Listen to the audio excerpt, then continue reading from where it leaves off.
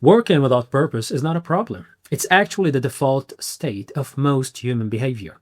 We just don't like admitting it because we've built a very modern illusion around work that it must mean something in order to be valid, as if meaning is something you receive before you act.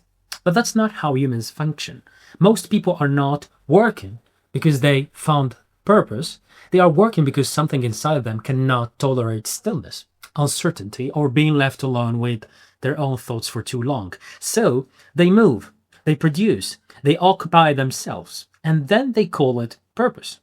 But if you remove the language, what's left is simpler: a system trying to avoid psychological discomfort through activity. Now, here's where it gets interesting.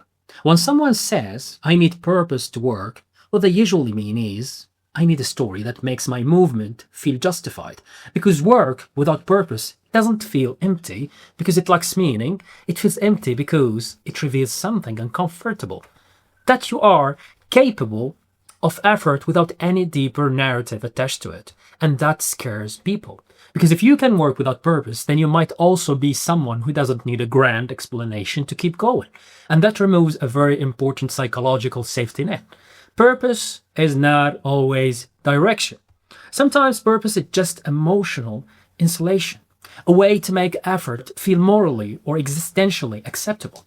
But remove that insulation and something more raw appears. You don't stop working, you just start noticing the gap between what you do and the story you attach to it.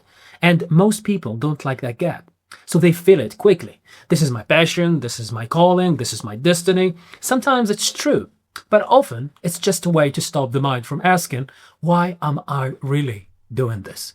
And the funny part is, when people finally lose purpose, really lose it, they don't stop functioning immediately. They enter something more honest. They either collapse or they continue, but this time without decoration, just action and resistance. And in that state, something uncomfortable becomes visible, that humans are capable of discipline without inspiration, effort without clarity, motion without meaning, and that realization is not inspiring because it suggests that purpose might not be the engine. It might just be the story we tell about the engine after it already started moving. So when someone says they cannot work without purpose, what they might really be saying is, I cannot tolerate seeing myself act without a comforting explanation. And maybe that's the real issue.